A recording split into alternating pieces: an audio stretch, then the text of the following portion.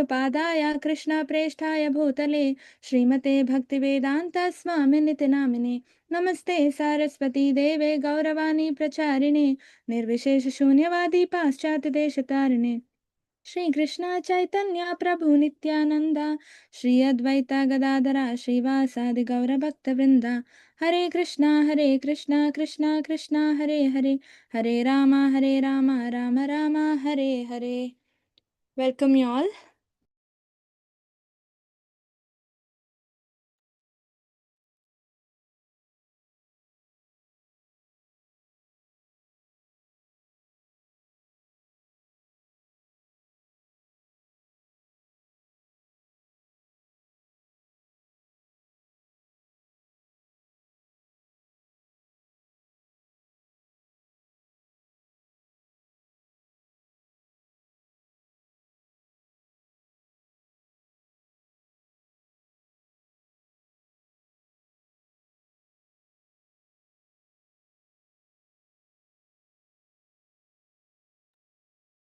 Okay, Hare Krishna everybody, welcome you all.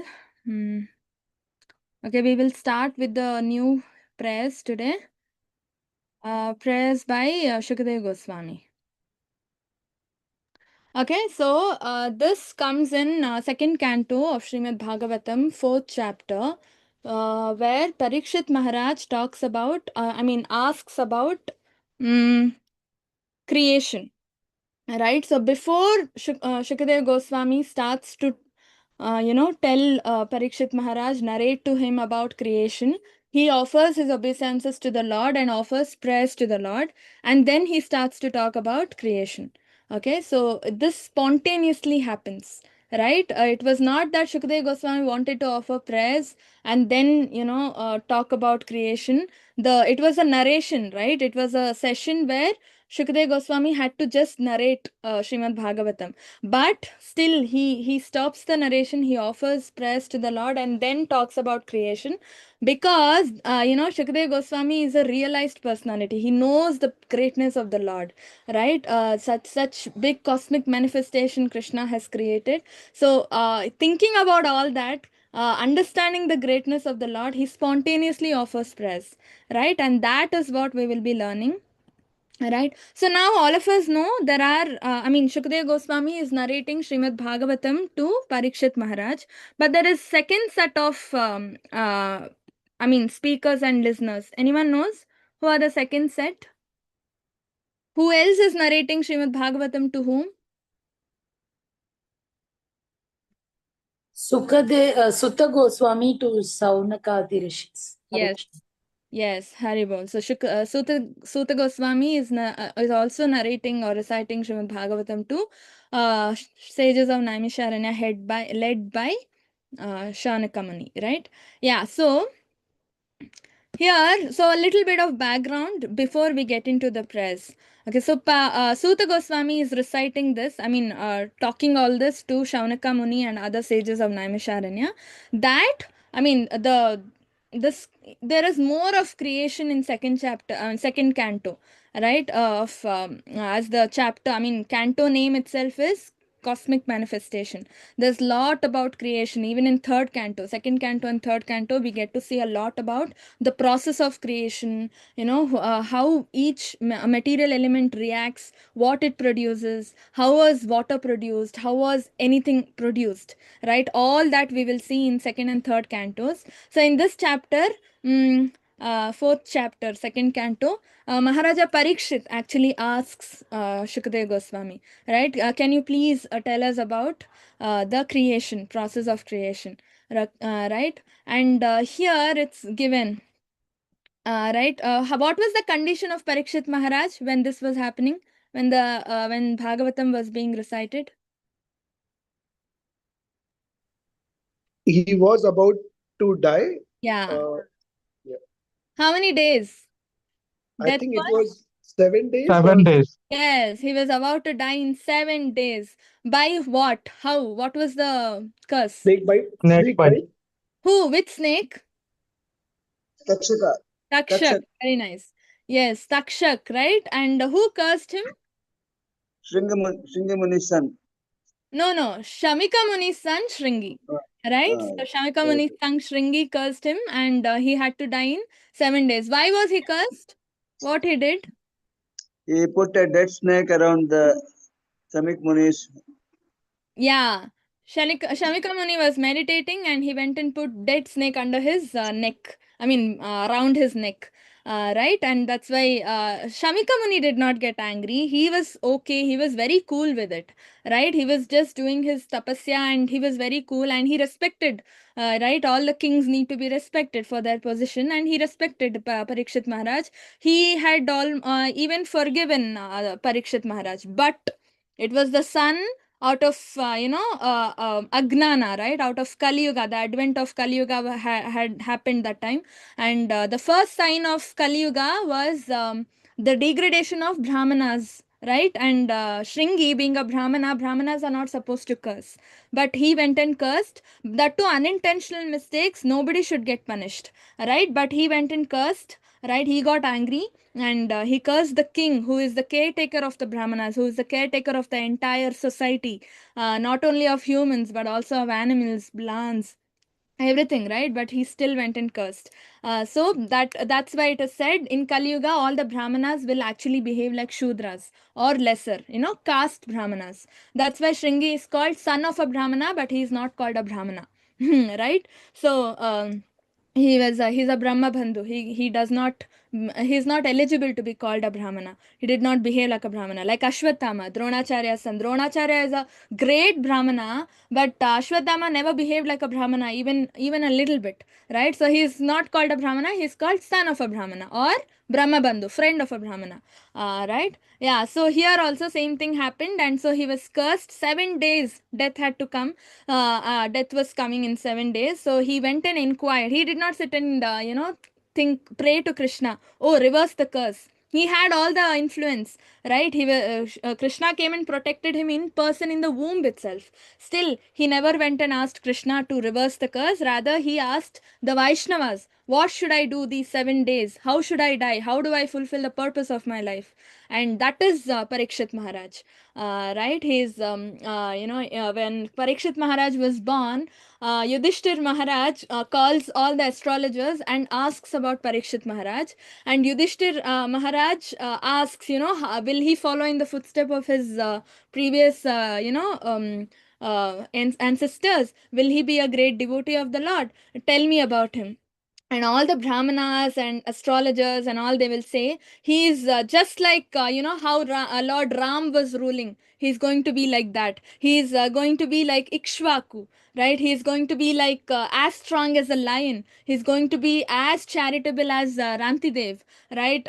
He is going to be just like Yudhishthir, equanimity, right? How equanimity, he's Yudhishthira's Dharmaputra. In all the situations, he was equanimous, right? Whether how much ever struggles they had to undergo, whether Duryodhan was attacking him, they fed poison to Bhima, they put fire to the wax house, they did so many things, but still Yudhishthir was equanimous, right? He was not out of what do you call, anger or frustration or whatever. He never attacked or talked ill about Duryodhana and others, Kauravas, right? He was like, whatever comes, we have to just take it. Don't laugh at it, don't cry about it, right? That's how he was, right? So all the Brahmanas say Parikshit Maharaj is just like that. He is going to accept whatever comes in his life, and he's going to be show equanimity to all the situations.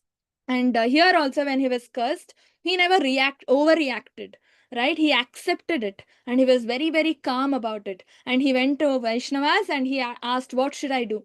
And then they said, you need to just glorify the Lord, hear about the Lord, Shravanam Kirtanam, right? So that's why they invited Shukadeva Goswami, and this entire big assembly was arranged, and the narration happened. Right. So in that time, 7 days of Parikshit Maharaj's last few days of life, he never ate anything. He never drank even anything, not even a drop of water, right? So much of involved in Shravanam, right? That's why it is said Parikshit Maharaj is the one who specialized in Shravanam.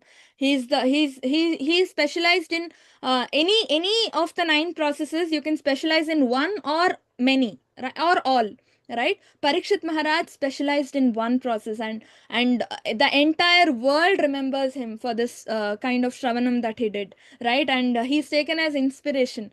Right, even today when we are busy or when we are doing our karmi activities, like right, the karma yoga that we are doing, office work or anything, we still hanker, no? Oh, when will the break time come? Oh, 5 minutes, this work will get over. I can listen to some bhajan, I can listen to some kirtan, right? That hankering comes, no, from within.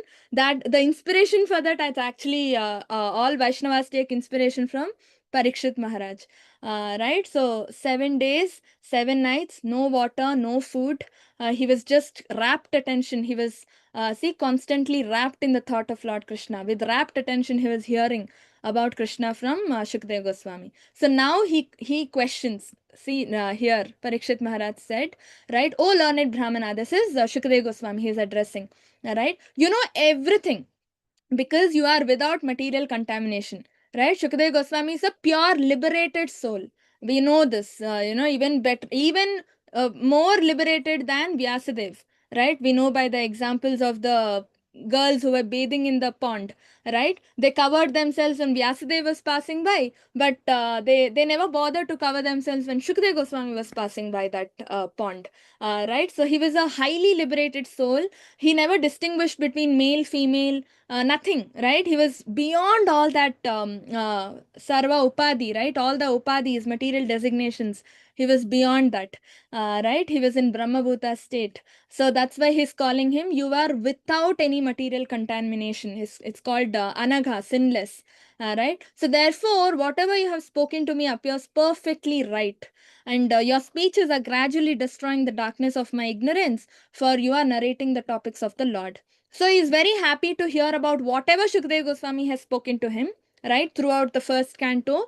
Now, in the second canto, in the beginning of the second canto itself, Parikshit Maharaj wants to know about the different, the universes that are created, right, different universes that are created, different planetary systems, how the process is, to create each universe, how, what actually happens, everything he wants to know, right? So he's asking, the Lord's different energies that the Lord has. What are the energies the Lord has? Anyone? Personal energies? Hare Krishna Antaranga Mataji. Shakti, Bahiranga Shakti. Antaranga Shakti, Bahiranga Shakti, and third one? Tatastha, marginal. Hare Krishna. Yeah, Tatastha Shakti, Hari Bol. Right? Antaranga Shakti refers to what? Anyone? Internal potency of the Lord, Mataji.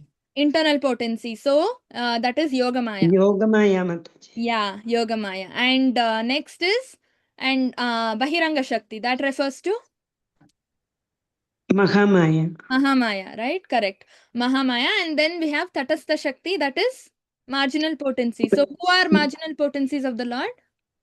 Living entities, we. They are Hare all. Krishna. All of us, we are all Jiva Tattvas, we are all Jivas, the living entities. So we are all marginal potencies. So these things, Parikshit Maharaj wanted Shukadeva Goswami to elaborate on. And then the phenomenal universes, right? He creates the phenomenal universes, and how does all that happen, right? And then he also asks, describe how the Supreme Lord engages his different energies and different expansions in maintaining and again winding up the phenomenal world in a sporting spirit of a player. He just creates whenever he wants, right? And then he winds them up. And then all the so how does this happen in brief? Anyone knows? How does the creation happens? In what form the material world is before the creation? In what form is it?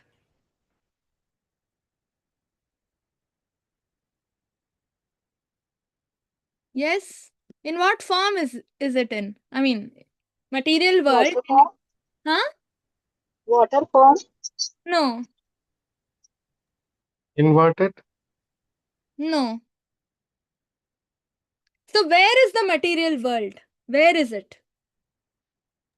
It's part of the spiritual world only, Mataji. So One we fourth, have only one one fourth is sky. clean. Yes. 1/4. Yes, Mataji? 3/4 is spiritual world and 1/4 is material world, Mataji. Yeah, so we have only one world, one sky we have. That is the spiritual sky or the spiritual world. In that, so the entire spiritual sky is 100%, right? In that, as Mataji said, 25% is dedicated to the material world. So material world does not have a specific, place for existence. It will exist in the spiritual world only because there is only one world, that is spiritual world or one sky called spiritual sky, and material world exists in Krishna gives some corner of the material world. Krishna dedicates it for some corner of spiritual world. Krishna will dedicate it for material world. All right. So only 25%. That is 1/4. Remaining 3/4 or the 75% is spiritual world, which comprises of Vaikunta, Goloka, and everything. And there are so many Vaikunta planets, and then Goloka, right? And then remaining 25% is material world. So this material world exists in the form of a cloud, Mahat Tattva. Just some cloud-like thing, right? It is inactive because it's not created yet. Before creation, this is how it is, right? In a cloud form, and it will be existing in some corner of spiritual world only. Now, what happens? The Lord expands, right? It's first Krishna, then Krishna expands to Balram, and Balram is the one who expands to the 3 Purushavataras, right? We have 3 Purushavataras, and first Purushavatara is Karanadakshaya Vishnu.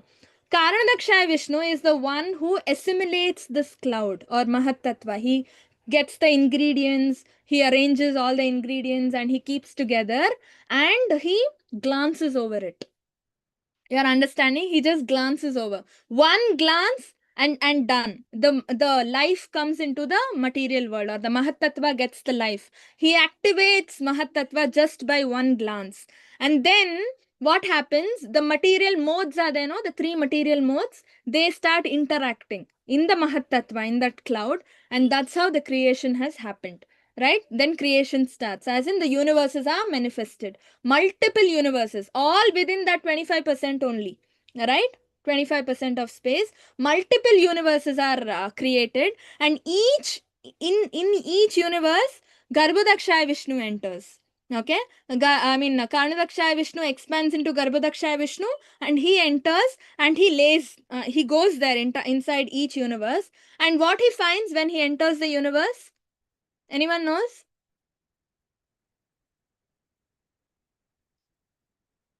What does he find inside the universe? Darkness. It's empty, completely empty, and it's full of darkness, and there is absolutely no light, and it's completely empty. So what he does, looking at this situation, what he does, anyone knows? Hare Krishna, Mataji. Hare Krishna, Mataji. When, like, he again enters into the source from where he has come, and that is to the through the lotus stem. Hare Krishna. Stem is not even there yet. So Garbhodakshaya Vishnu enters the universe. It is fully empty. It's just space, darkness. So what he does, he perspires. Okay, as in he sweats. And all the sweat, right, gets collected, and half of the universe will be filled with water. You can read Chaitanya Charitamritam, Adi Leela, 5th chapter. Everything is given in short. Right? So fully half of the universe gets filled with his sweat, and from the sweat comes water. Right? So today we have water, no? It's actually nothing but Krishna's sweat. Right? So he fills half of the universe with water, and then he lays down in the water. Right? In the Garbhodaka ocean. And then from his navel comes the flower, as Mataji said, the lotus flower, the stem comes. Then from the stem comes the flower on top. Right? And at the feet of him, at his feet sits Lakshmi Devi. Right? And where is he lying? On what? He's lying on Anantashesh, the bed. Right? So Lakshmi Devi is sitting at his feet, but he doesn't even require Lakshmi Devi to create Brahma, because the lotus comes, and from the lotus comes Brahma. Right? And then what happens? In the lotus stem, the multiple planetary systems are created. Right? The 14 planetary systems. And then what happens? Garbhodakshaya Vishnu expands into Kshirodakshaya Vishnu, and he enters into each of these 14 planetary systems, right? And then not only that, he enters into living entity's heart and every atom of the 14 planetary systems, every atom, every single atom that we have today, right, in the material world. Whatever you see, everything is made of atom, no? Each atom has one Kshirodakshaya Vishnu expansions. Can you imagine? Right? And so that's how the creation happens. So Brahma is just a secondary creator. There's two kinds, no? Sarga and Visarga. Visarga is like clay modeling, right? When you give the clay to the child, the child will use clay to create different models. That's just secondary, right? Because ultimately we know it's just showpiece, or because the clay exists, the child is doing all that.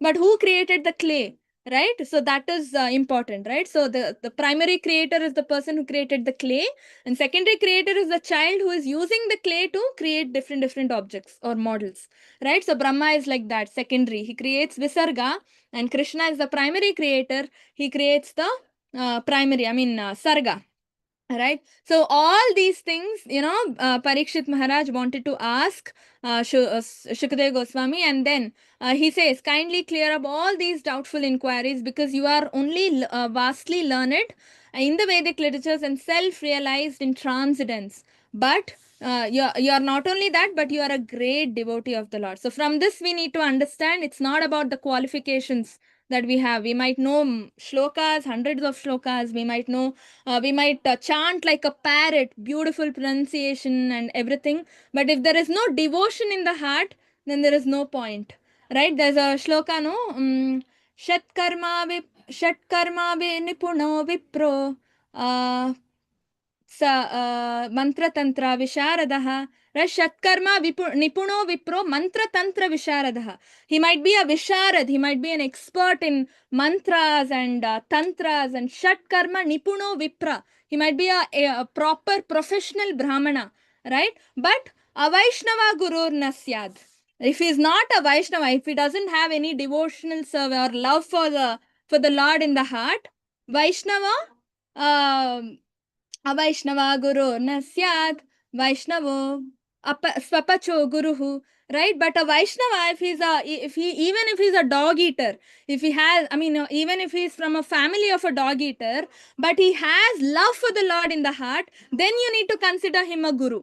Avaishnava guru nasyad. If a Brahmana is not having any love for the Lord in the heart, we are not supposed to consider him a guru, a Vaishnava, right? Because you are not supposed to take any guidance from him. But even if he is from a family of a dog eater and he has so much of love for the Lord in the heart, then he must be considered a guru. He must be considered a Vaishnava, right? Superior than everything. That is what, see, why we are understanding about the qualifications of Shukadeva Goswami here is, we are learning prayer recited by Shukadeva Goswami, right? Any prayer recited by a devotee is highly powerful, and we need to understand what kind of a qualification, what kind of a position this devotee holds in Bhagavatam, so that when we recite the prayers, we can please Krishna. Unless we know the position of the person reciting those prayers or praying, offering those prayers, right? How will we get that devotion or love or inspiration to recite the same prayers, offered by a particular devotee, right? So that is what we need to understand. He is vastly learned. He knows, he's a parrot himself. So we all know how nicely he would have recited the shlokas, the mantras and everything. But that doesn't, actually qualify a person as a Vaishnava. What qualifies? Great devotee of the Lord. Right? That is what we need to understand. Such a person, even if he is born in a family of dog eater, we should still accept him as a guru. He's considered to be a Vaishnava, right? And therefore he is as good as the supreme personality of Godhead. Can you imagine? Right? He is as good as the supreme personality of Godhead, right? And after listening to the request of Parikshit Maharaj, Shukadeva Goswami starts offering prayers. So he was about to actually talk about creation, but then he understands, I'm talking about creation, such a great topic, and we all understand the greatness of the Lord, such big cosmic manifestation. Each universe, see, each planet is so huge, Earth, right? And like this, we have so many planets, so many planetary systems, right? Bhuvi, Swarloka, Maharloka, Patala Loka, Atala, Vitala, Sutala, Talatala, Rasatala, Patala. So many lokas we have, right? 14 such planetary systems. You can imagine how huge each of those will be, right? Right, and then each 17 planet, I mean 14 planetary system is just belonging to one universe. So like that, we have hundreds of universes, multiple universes, right? All in just that 25% of space. Then imagine how big is the spiritual world, right? So that's why Shukadeva Goswami first says, let me offer my respectful obeisances to the Supreme Personality of Godhead. So from here, the prayers start. And then I will start reciting. That's what he says. All right. So we have time. We will finish this first shloka. Okay. Shri Shuka Uvacha Nama Parasmai Purushaya Bhuyase Sadudbhavastana Nirodha Leelaya Grihita Shakti Tritiyaya Dehinam Antarbhavaya Uppalakshya Vartmane. Shukadeva Goswami said, let me offer my respectful obeisances unto the Supreme Personality of Godhead, who, for the creation of the material world, accepts the three modes of material nature. He is the complete whole residing within the body of everyone, and his ways are inconceivable. Can anybody read the purport? It's a short purport. Hare Krishna. May I read, Mataji? Yes, Mataji. Hare Krishna. Purport by His Divine Grace A.C. Bhaktivedanta Swami Prabhupada Ki Jai. This material world is a manifestation of three modes of goodness, passion, and ignorance, and the Supreme Lord, for creation, maintenance, and destruction of the material world, accepts these predominating forms as Brahma, Vishnu, and Shankara, Shiva. As Vishnu, he enters into every body materially created. As Garbhodakashay Vishnu, he enters into every universe. And as Kshirodakashay Vishnu, he enters the body of every living being. Lord Sri Krishna, being the origin of all Vishnu Tattvas, is addressed here as Parapuman or Purushottama, as described in Bhagavad Gita 15.18. He is the complete whole. The Purushavasaras are therefore his plenary expansions. Bhakti Yoga is the only process by which one can become competent to know him, because the empiric philosophers and mystic yogis cannot conceive of the personality of Godhead. He is called Anupalakshya Vartmani, the Lord of Inconceivable Way, or Bhakti Yoga. Hare Krishna Mataji, Dandavat Pranams. Hare Krishna. Thank you, Mataji. Yeah, so here we can see, it's given over here. Yeah, because the empiric philosophers and mystic yogis cannot conceive the personality of Godhead. So I was hearing in one lecture, it was said that there is how many different colors do we have in this material world? Anyone?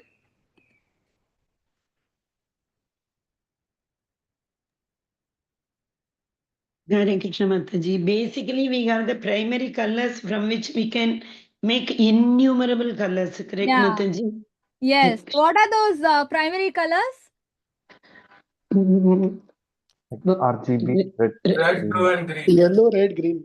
Red, blue, and green. These are the three primary colors. Just with these three colors, as Mataji said, innumerable colors. Innumerable. Right? And not only colors, we have different shades belonging to one particular color. Light, dark. We have 100 million light shades. We have 100 million dark shades of the same color. And like that, we have innumerable hundreds of colors just from coming out from these three colors. Right? And banyan tree. Right? We have a story also. We learnt one story where how such huge banyan tree comes out from one small seed. Right? So entire tree was actually hiding in that one small seed. When that seed germinated, the entire tree came out. Right? That is one thing. And butterflies. So many color butterflies, which actually adds beauty to the whole garden. See, garden means it will be usually green color. Because of the flowers and butterflies, it becomes so colorful at once, right? At once. It becomes fully colorful.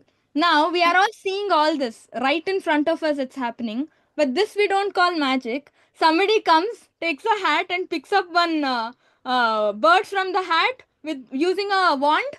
We call that person a magician. Right? We call that magic. But we have magic right there happening. And who is that magician doing all this in this material world?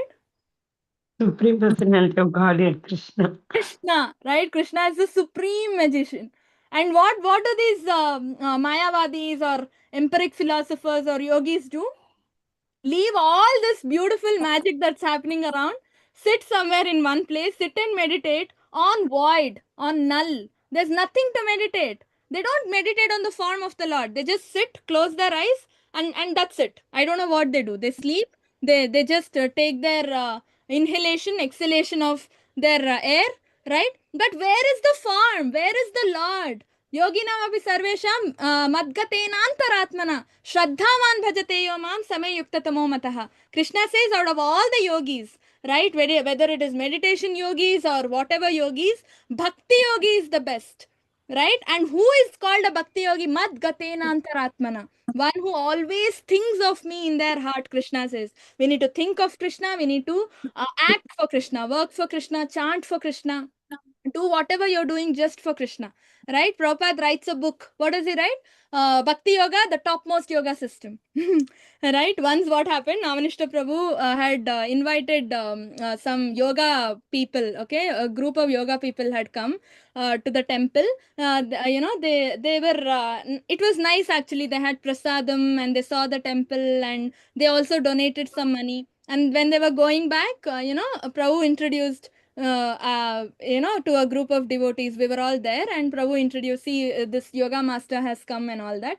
And when they were leaving, some devotee, loudly they spoke. Prabhuji, there is a book only, the topmost yoga system. Bhakti yoga is the topmost yoga system. Then NND Prabhu was like, tell softly. If they hear, then all donation gone. They will take and go off. They'll take and run away. Right? So it's very difficult to convince people of the topmost yoga system. Only devotees will understand. That's why Bhakti yoga is kept in the middle. Right? We have Karma yoga and Jnana yoga guarding and hiding Bhakti yoga in the middle, so that non-devotees will not, people in general will not get misled. Right? Very, very important. So we have Krishna, such a huge magician, such a supreme magician, and we need to appreciate this magic happening in our world, right? Rather than going behind artificial, man-created, so-called magic. Right? So now first question, material world is living or dead? We already discussed this. Material world is living or dead? Living. Huh? Did you answer? Living, Mataji. Living. Okay, any other answers? Living or dead? Take a wild guess. Hare Krishna. Mataji, material world is matter, Mataji. So So matter it is dead. Hare dead. Krishna. If it was living, why should you create it? Why should someone create it? Right? So material world is dead. Right? So it is completely dead. That's why it becomes an inactive cloud after destruction. Right? And then Krishna has to give it life by what? By glancing over. We already discussed this, right? Krishna becomes Karnadaksha Vishnu and just glances over that material world, and then material world again gets life. Right? So material world is actually dead. And this entire example, you can consider this body. This body is nothing but material, right? It's a material body. As Mataji said, it's matter, right? And what is the difference between us and a dead body? Why do you say a body is dead? Because the soul is coming out. Soul came out from the body, so the body became dead. The dead body cannot run, dead body cannot walk, right? But it is there. You can see the dead body, right? You can see the body, you can see the hands, you can see the skin. Dead body also has all these things, no? Then the dead body has legs but can't run. Why? Because it's lifeless. Matter in itself is lifeless. That's what Prabhupada says, no, in so many lectures, that scientists are trying to create life without life. They're just taking tissues, living tissues of human body. The moment they take it out, they don't understand it is dead. Right? They take the tissues, they try to preserve it in laboratory conditions, like how we have the babies, no, I don't know the medical terms, all test tube babies and all that we say, right? So in those conditions, they try to give birth to the baby. I think I heard from senior devotee, Vaishnava, saying that 99 babies die. It seems only one out of those 100 baby actually, take birth and lives nicely. 99 babies die using all that culture. And again, they have to inject the embryo back into the womb of a mother. Otherwise, the baby won't grow. Right? How you can't develop a baby in the laboratory condition itself. That's why there are failures happening.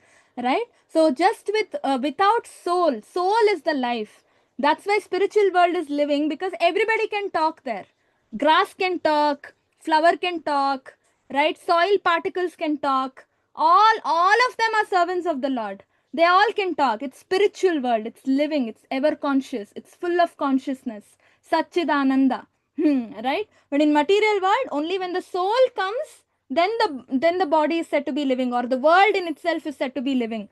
Right? If there was no glance from the Lord, Mahatattva will remain Mahatattva. She will never become material world. Right? So that's what.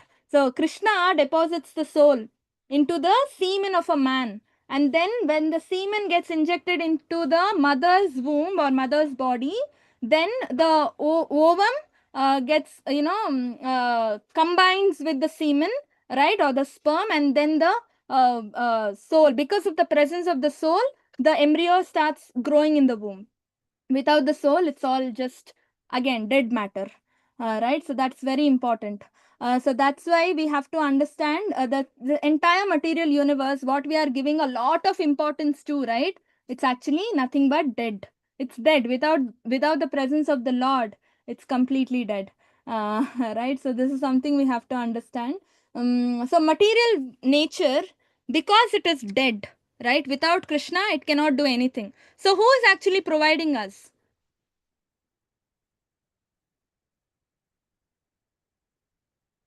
Who is actually providing to us? Krishna. Krishna.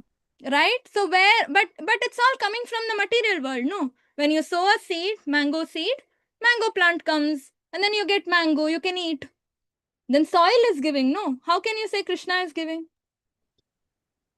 Hare Krishna, Mataji. From the original seed only everything is coming, no, Mataji? Yeah. Agam bija pratap pita. Hare Krishna. Hari bol. Very nice. Yes, aham bija pradapita. So, Prabhupada writes in one of the purports, the neck of the goat, right? Sometimes the neck will have a huge bunch of skin, right? Looks like nipples, but it doesn't produce milk. It just looks like nipples, but doesn't produce milk, right? How can a neck of a goat produce milk, right? Prabhupada writes the same thing, saying, this material world, that's what people are understanding about the material world. They are believing what they are seeing.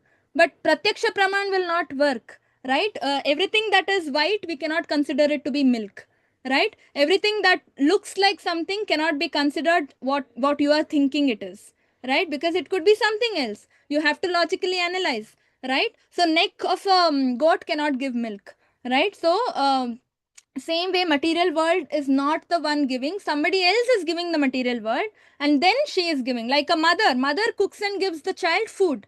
But it's not mother who is giving the food to the child. It's the father. Father is the one going out, working hard, bringing money, buying the ingredients, right? Rice, dal, roti, and everything, right? Atta and everything. Then when he comes and gives the mother, she just takes it, cooks it, and gives the child. That's it. So immediate cause is the mother, but the primary cause is the father.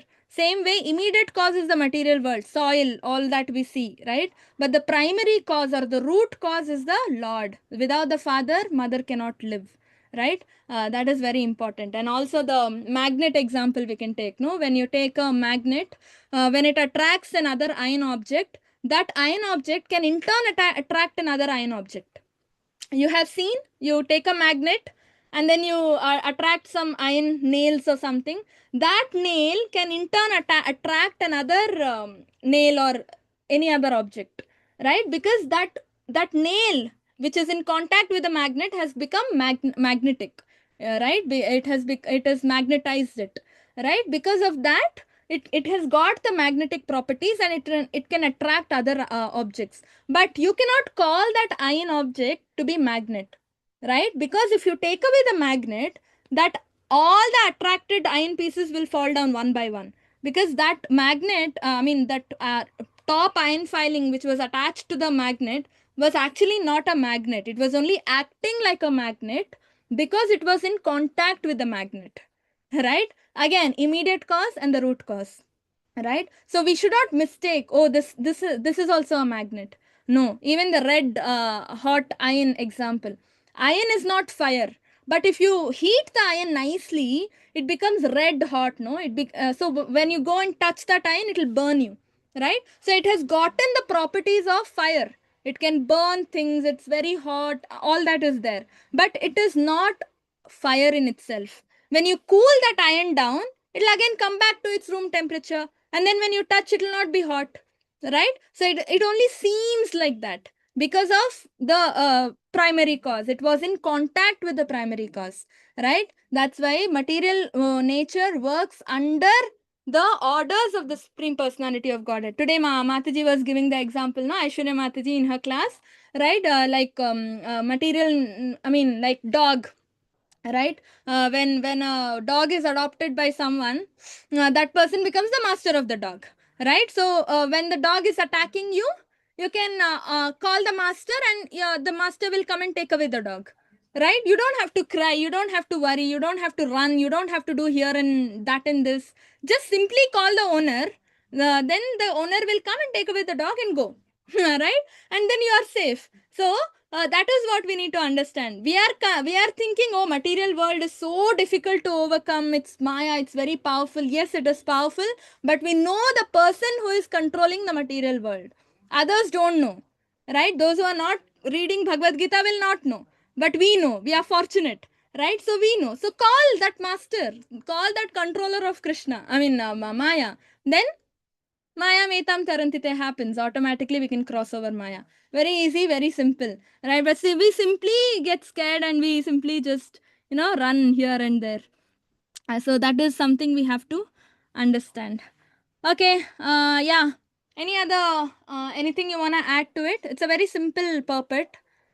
We'll go forward now in further verses. There's more to understand. Shukdev Goswami's prayers. Any questions? Anybody? Hare Krishna Mataji. Sorry to bother you, Mataji. That iron read all those magnetic example. Similarly, that I just could not conceive, Mataji. There was some audio problem. It is compared to.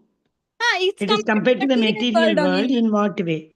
Material world is not the one that is controlling us, or the material world is not the one that is providing to us. It is actually Krishna. Like the iron filing, if one of the iron piece which is attracted to the magnet, if it is able to attract another iron piece, it's not that iron piece is attracting the other iron piece. Because it is attached to the magnet, it has gotten the magnetic properties and it is able to attract iron pieces. Once you remove the magnet, this iron piece will not be able to attract any more iron pieces. All the pieces will fall down.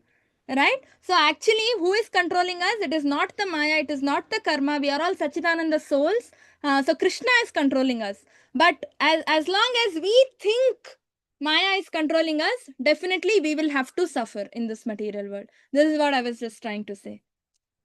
Thank you, Mataji. Hare Krishna. Hare Krishna. Yeah.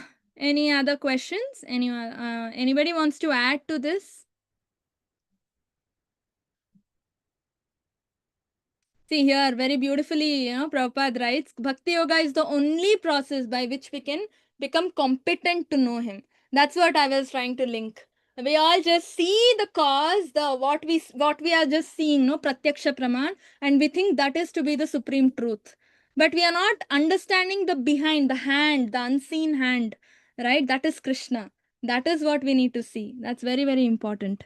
Right? Otherwise, but how does Krishna reveal all this? Only when we turn toward him, no? When there is an example, earthquake, no? When earthquake was happening, there was actually Bhagavatam class happening and there was earthquake happening. So all the people started running out to protect themselves from the building. They started running out, right? But only the person taking the class, no, the Acharya, he was sitting with his Bhagavatam there only, like steady. He never got up to run anywhere. So everybody, that Vaishnava was saying, who was narrating the story, he said, see, everybody was running outside, right? But nobody was running inside. But that Vaishnava was running inside, right? As in Bahya and Antarmukha. Bahya Mukha and Antarmukha, no? When you look inward into your heart, you will find the super soul sitting next to yourself. That is your soul, right? But we are not turning inward. We are looking outward. We are running outside, right? And outside is what? External energy of the Lord. Instead of going towards internal energy inside, we are going towards external energy of the Lord outside, right? And where is the protection, right? We are not getting any kind of protection. That Vaishnava was sitting inside. He was not getting up and running because of the earthquake, because he knows today, sooner or later, we have to die. But right now, I at least have Bhagavatam in front of me, right? I have the literary incarnation. Antakalecha Mameva is happening, right? What more do we want? Ante Narayana Smriti, right? Ante Narayana Smriti. When we are dying, you have to have a Smriti of Narayana. Remember Narayana. It's happening. Why should I lose the opportunity? If earthquake wants to kill me, let it kill me. But I have Bhagavatam in front of me. I'm reciting some shlokas. I'm reciting Harinam. I have Krishna in the form of Bhagavatam. I'll just hold it. I will just hug it, and I will give my life. Right? Sooner or later, we have to die. Just look at the maturity of that Vaishnava. This is called looking inward, right? Maya can be easily overcome, right? But again, that Vaishnava was thinking, again, if I miss this opportunity, what is the guarantee I will have Ante Narayana Smriti at the time of death? No, I don't want to miss. Dying is not a big deal, but how you die is the big deal, right? So that is called maturity. That is what we have to do. Look inward, look toward Krishna, right? Ata Shri Krishna Namadi na bhave grahyam indriya sevonmukhe hi jivhado ata swayam eve spiritiyada. Swayam Krishna will reveal by himself, provided we have sevonmukha, right? Service attitude, serve, look inward, right? Atha Shri Krishna Namadi na bhave grahyam indriya. For a non-devotee, Krishna is just like any other name, right? We have so many names, no? It could not be holy name or anything. We have so many names, and Krishna is just like one name. That's it. But to a devotee, we know why. Krishna is revealing through his name, the holy name, the potency, the power of the holy name. We know the power of the holy name. The person next to you is not knowing. Why? Krishna is not revealed. We have that level of revelation at least, right? Why? Because we are so fortunate, because of the mercy of the acharyas and the parampara and the Vaishnava sampradaya that we belong to, right? We know the power of the holy name. If you go to other sampradayas, they will say DT, DT, DT, DT. That's it, DT. They don't believe in the power of the holy name as such. But in our sampradaya, our whole sampradaya is built on the foundation of holy name. And we know, okay, I got fever, I can't go to temple. Sleep, chant Hare Krishna. Here, Prabhupada's Hare Krishna. Because we know the holy name and Abhinatva Naminamine.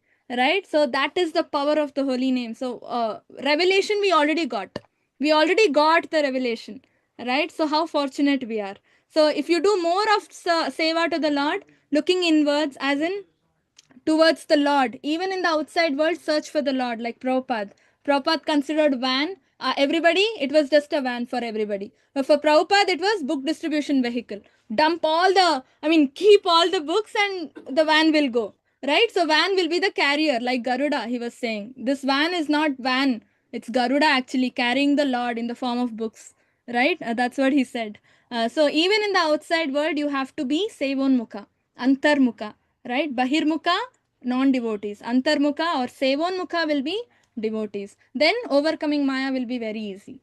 Okay? Hare Krishna. Vancha kalpadrubhyascha kripa sindhubhya evacha. Patitanam pavanebhyo vaishnavebhyo namo namaha. Antakoti Vaishnavind ki jai, Srila Prabhupada ki jai, Granthara Srimad Bhagavatam ki jai. Hare Krishna, everybody. Hare Krishna Mataji. Hare Krishna. Thank you so much, Mataji. Hari Bol. Any questions? Anybody? Hare Krishna Mataji. No questions? Okay, we can end. Thank you all.